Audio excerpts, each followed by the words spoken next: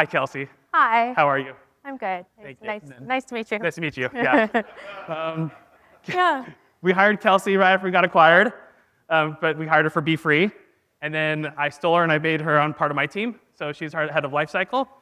Yeah, this is my very first Unspam, so I'm so excited to be here. I don't know if there's any other newcomers. Yes. Yeah. Yeah, I'm really excited to be here. You may recognize me. I was in the Really Good Email Awards. I played Green Suit number 3. Maybe recognize that. But I've also been in email for 7+ years in different roles in and around email, like I'm sure a lot of you have been, from campaign manager to demand gen to now lifecycle and in B2B and B2C. So a lot of varied experience, and I'm just so excited to be here and learn from all of you really great email people. So, Woo! Yeah. But enough about me. Let's get back to the presentation. A little background. All sorts of people are in email. It's not just for the enterprise folk. And so we got some really great real experiences from a lot of really different industries and size companies. And so we'll be going through all of the different results that we see. And we have the privilege at RGE to have a vast array of different company sizes, from the very small to the very large. And so we're able to accumulate that data and make real industry trends available to everybody of all industry sizes. And so we're also not biased towards any tools, which also helps us with this survey and ask questions that are really important and not skip over any of the hard questions that might make us look bad or anything like that. We don't use specific tools or anything. So it's just real data, real industry insights, and we'll also give you guys a year-to-year comparison.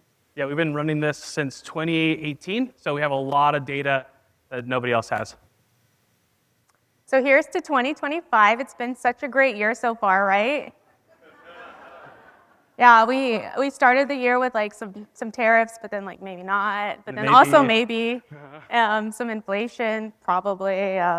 AI is everywhere and in everything. And then the year started with like really good television. Severance now is over, so what are we gonna watch? And if you guys read, Onyx Storm came out, and then now what are we gonna do? I don't think there is anything to do. I think we just shut it all down. Yeah, so, but Mike. So the statistical nerd in me, and Alice talked about this earlier, when you get to statistical significance, you need a certain sample size. And so this is our sample size, so you cannot tell us that we did it wrong. We had lots of people, almost 2,000 people took the survey, so thank you very much. Compared to last year, that's 41% more. Wow. And it took the average, not the median, but the average is 20 minutes. And to me, what that means is people just still have a lot of time on their hands. Like, who is going and like, I really love this survey. I'm gonna spend a whole 20 minutes watching, going through it and having fun. But thank you so much. So we're gonna talk about the people that took the survey, the brands that are part of that, what their work looks like, what their production looks like, their perspective on email and their careers. And so we're gonna go through that in this presentation. So, part-time versus full-time. Last year, 44% of you all in this room, or the sample size we had, were full-time, and that's jumped to 52%. So we're now a majority of full-timers, although earlier the question was raised of who does full-time, and it wasn't quite half and half in this room. But that's a 17% increase. But since we started in 2018, that's a 40% increase to full-time. And so what that means is that we're just kind of growing older and getting more specialized as a industry, as a career, as an individual. You'll see that right about somewhere between now and the pandemic is where it's kind of fallen off a little bit. And if you were in email before the pandemic, you're now kind of staying in there, finding your way through. Anyone, how long? 5 years plus in the room? Oh, yeah, look at all those people. That's crazy. So you're pretty much stuck. Sorry. So it demands more than it used to. Yeah, and so if we look at the different roles that people play within email, the biggest piece of the pie, obviously, is multiple. Everybody's wearing multiple hats. We're doing multiple things within email. But what's really kind of exciting about that number is that was actually the biggest loss from 2024 to 2025. It's actually shrunk 22%. So yay, we're doing less things, but not in that way. We're still doing more things, but now they're becoming more specialized. And then that's clear too, because we're seeing the biggest gains within strategist and designer. So those specialized roles are starting to increase, and those multiple hats are starting to decrease. So that's really great to see. And if we dig a little bit deeper and we look at the trends from year to year, designer actually kind of had a little bit of a slump going in from 2020 to 2023, but it's back on the rise. And I think that's because having great design is no longer optional. I think our inboxes are really saturated, and being able to have these visually aesthetic layouts and graphics and hover effects and interactivity is what's really going to set brands apart. And so that role of designer is still valued within companies. And sadly, though, on the other side of the spectrum, we're seeing a decrease in the amount of writers as a specific role within the email industry. So that's down about 33%. And that's likely due to, sadly, AI and different things like that, where AI is more readily available and within a lot of our ESPs and tools that we're using. And it's seen maybe as like good enough copy for a headline or a subject line, or small pieces of copy, CTA, things like that. Versus like in design, when you use AI, it still requires a lot of human tinkering, and so you still kind of need that expert hand touch in that design role versus that writer role. So Yeah, the issue part, so compared to last year, we didn't have strategists as a option, so we added it this year. And so you could actually say that some writers or designers are moving to a strategist role. That we had another option last year, and strategists actually didn't come up. But through some interviews in the last year, we saw a lot more people moving to the strategist role. So there could be some writers, not falling out or getting fired, but moving to a more elevated role within the business, saying, "Hey, I've been doing writing and life cycle or something else," and so now they're just calling themselves a strategist instead of a dedicated writer. Yep. So in other words, individuals are becoming more specialized, and companies are focusing more on strategy and AI. So we take a look at, we just split this up. So based on your team size, you have teams of 1 to 10 plus. Large enterprise companies have more individuals. As we see, based on the size of your list is going to probably dictate how big your team size is. It kind of makes sense, right? Like, you're not going to throw 18 people if you have 12 people on your list. So as you see, the single users, which are that dark blue, decreases, or single teams decrease as your list gets bigger. And then somewhere around that 750,000 is when it increases again. And this is a really weird spot, which I call the solo tweeners. And they're individuals between large companies and small companies. And they're like mostly e-commerce brands that have a lot of integrations with Klaviyo connects with this thing. And so they don't have a lot of need for more than one person because automation does a lot for them. So that's a kind of a weird spot, but we're going to talk about why that may be a good spot if you don't like working for a really big company or a really small company. The gist of that is that as you scale, it just gets harder to manage. And so you need more people, more cooks in the kitchen, which will come out later in the presentation. So I looked also at how well are we so engaged and so happy about email? What's our next 5-year forecast looking like? And if you're in email for a year or less, anybody in this room that's okay? We have a few. Nice, welcome. Hi everyone. Thank you. Yeah, you're in the honeymoon stage right now. It gets worse. I'm sorry. This middle ground from 2 to 6 is what we call the trough of sorrows. And then at that point, you're you're stuck with this. You're pigeonholed. You're going to just be in it forever. But then you become loyal. So a lot of people are like, this is my dream job. I can't think of doing anything else. I am on that 10 plus level. I started, again, SEO, PPC, then was tasked with email, most like you all who were just shoved into this kind of direction without any say.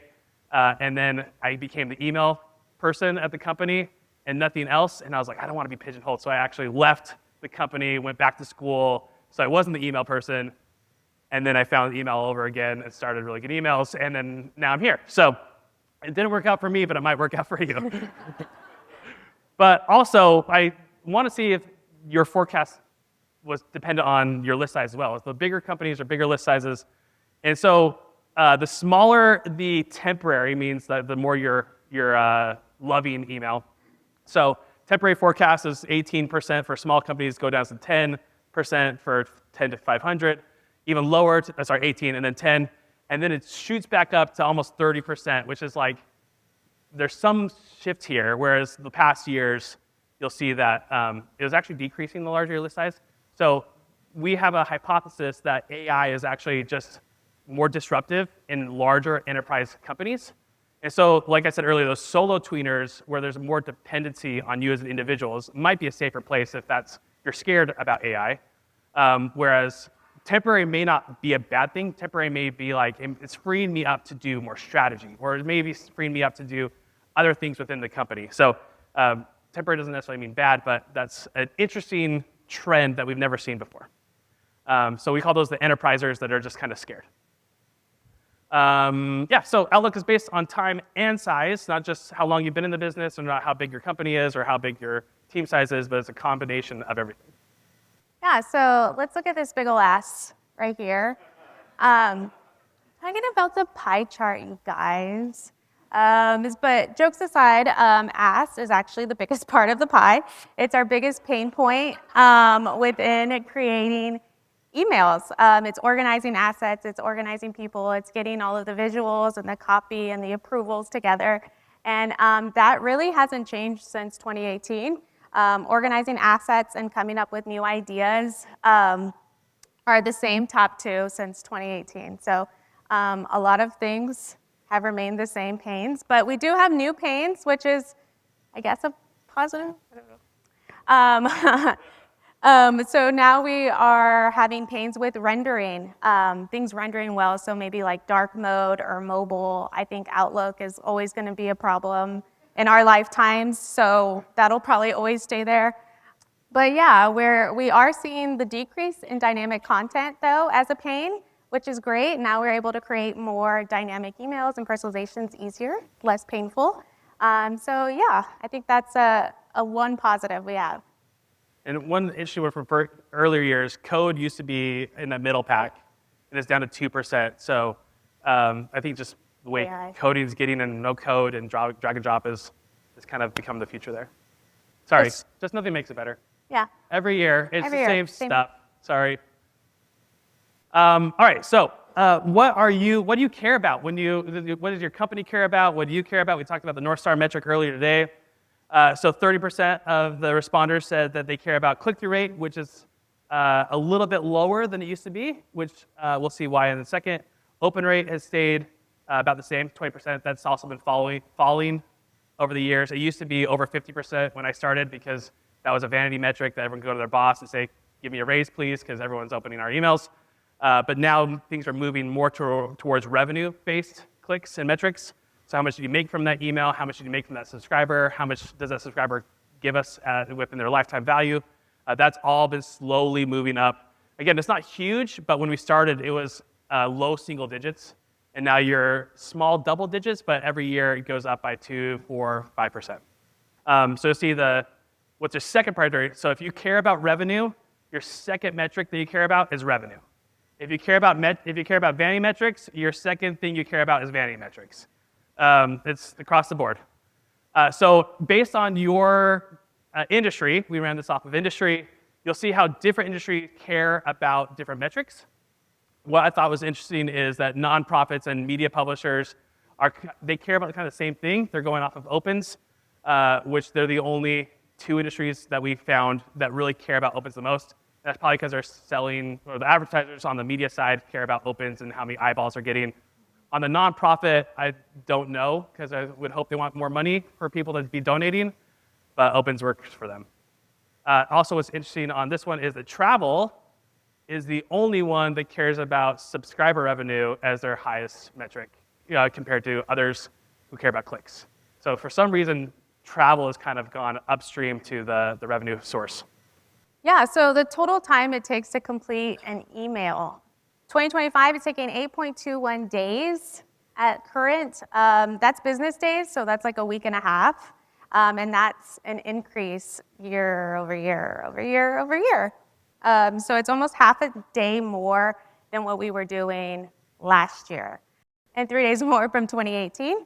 Definitely getting more time in there with the emails. And so when we broke it down to look at it by role within email, you can see the production times based off of those different roles. So analyst and executive are the longest production times.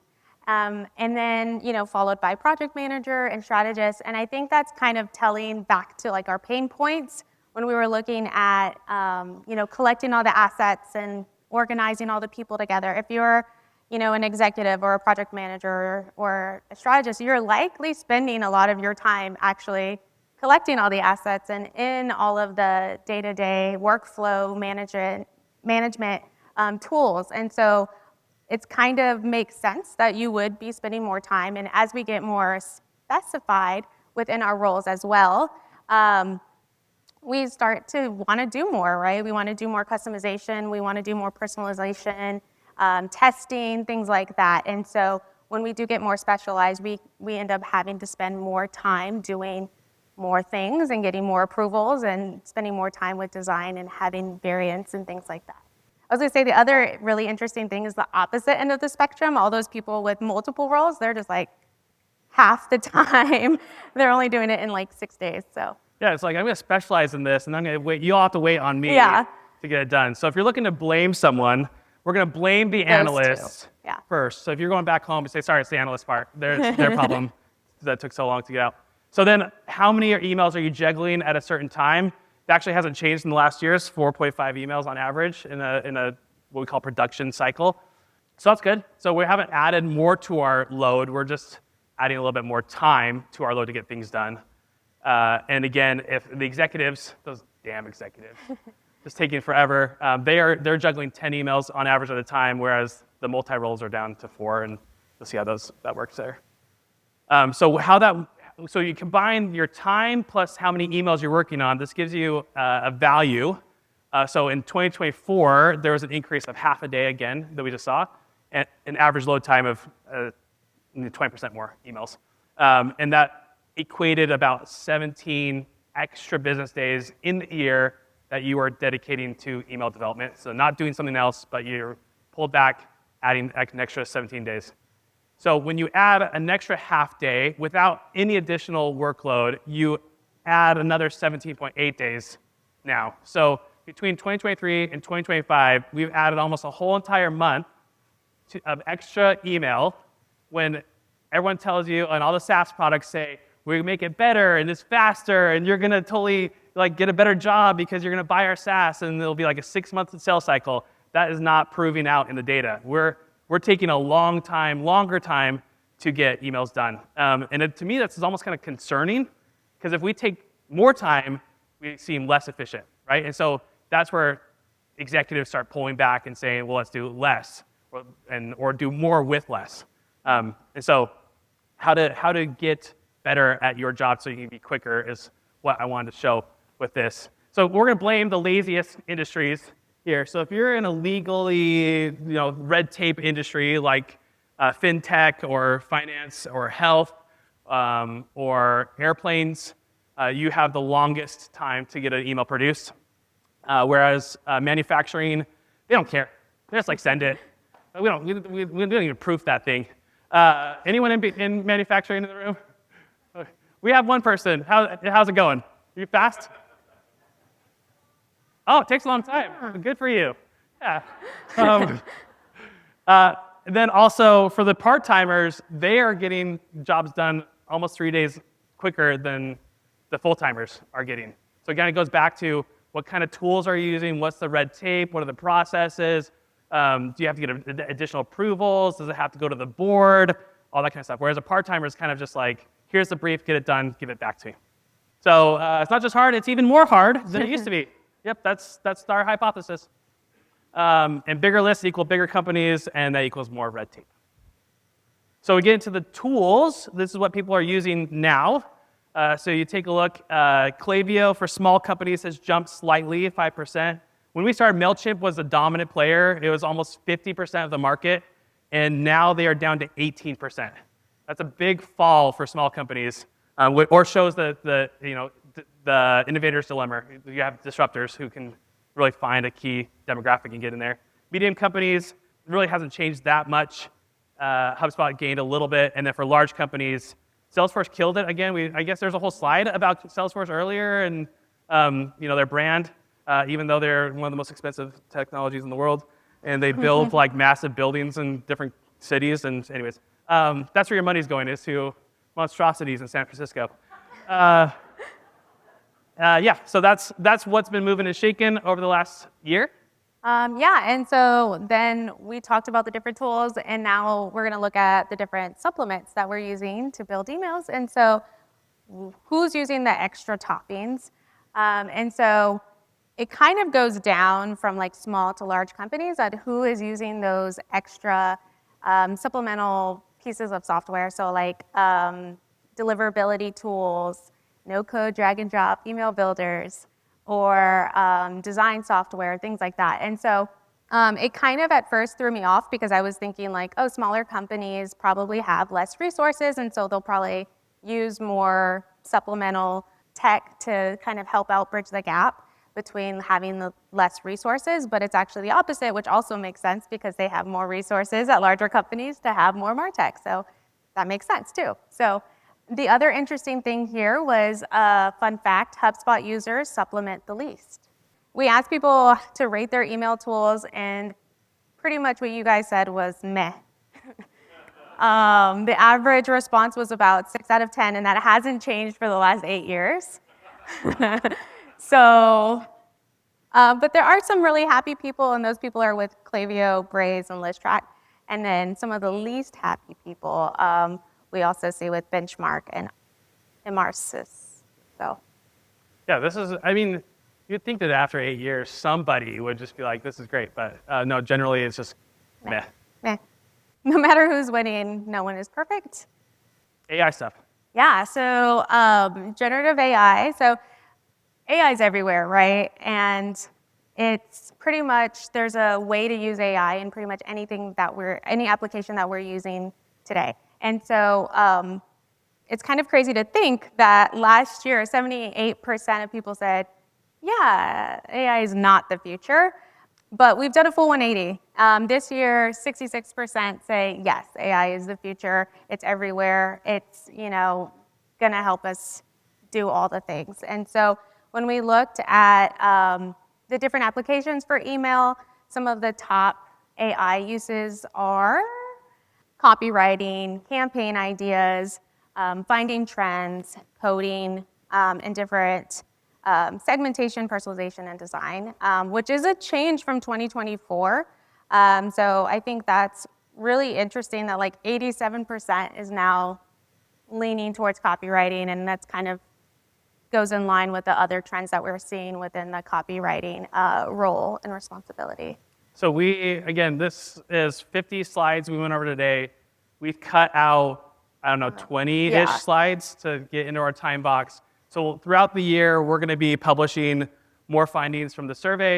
And what that means, for example, we know that those people who use AI cut down their production time by nearly 3 to 4 days. That's another finding we found. So there's some really cool stuff in there that we'll be posting throughout the year. These images that you see were not AI generated. This is called Unsplash. There's just lots of weird shit on Unsplash. So we did person with, and then we just found the most random photos that we could find, and they are the ones that brought it up. Yeah. So that's you. That's the industry. Yay. Yeah.